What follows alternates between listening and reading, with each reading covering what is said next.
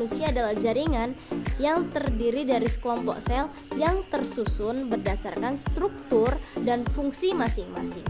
4 komponen penyusun tubuh manusia. Yang pertama jaringan epitel, yang kedua jaringan ikat, yang ketiga jaringan saraf, yang keempat jaringan otot.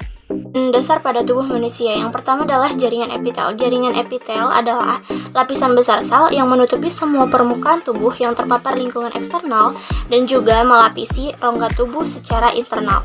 Fungsi sel epitel sendiri adalah membantu, melindungi, dan menutupi organ. Berdasarkan bentuk dan lapisannya, epitel terbagi menjadi 8. Yang pertama adalah epitel pipis lapis, yang kedua adalah epitel pipi berlapis, epitel kubus berlapis, epitel kubus selapis, dan jaringan epitel silindris berlapis. Tahukah kalian di mana letak jaringan epitel pada tubuh?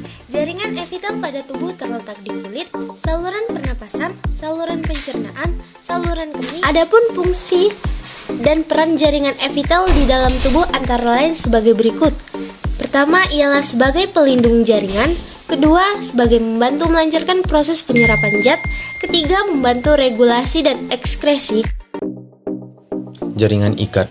Sesuai dengan namanya, jaringan ikat ialah jaringan yang berfungsi untuk mengikat atau menggabungkan jaringan yang satu dengan jaringan yang lainnya.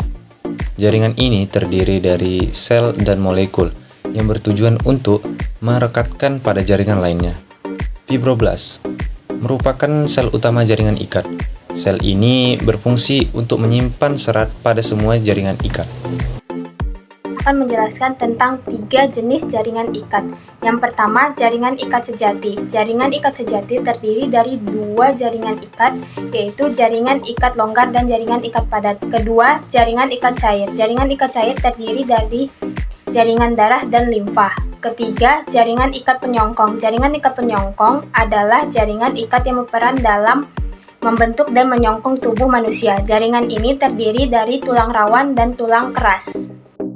Fungsi jaringan ikat memberikan perlindungan untuk jaringan dan organ dalam tubuh, misalnya dalam bentuk kapsul fibrosa atau jaringan ikat berbentuk serabut dan tulang. Membantu memindahkan cairan, nutrisi, zat sisa, dan menghantarkan pesan dari jaringan saraf ke organ.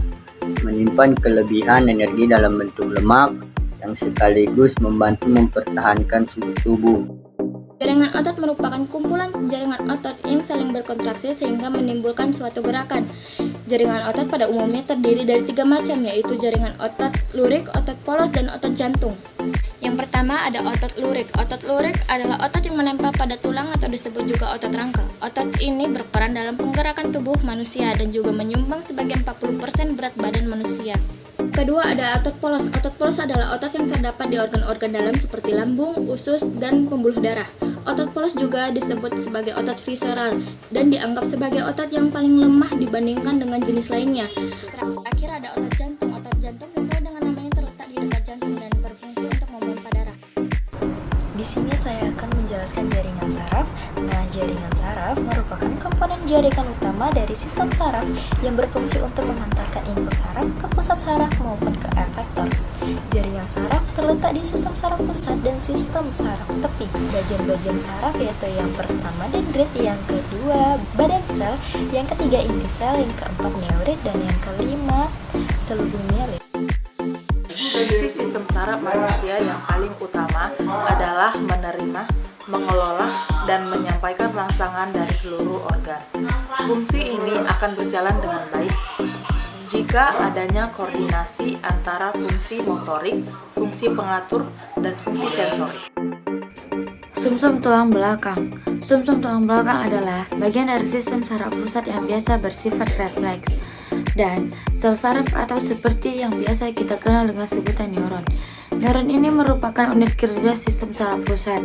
Fungsi neuron merupakan sebagai penghantar informasi terhadap rangsangan. Dengan adanya sel-sel saraf ini, baik organ maupun sistem gerak dapat memberikan respon yang baik.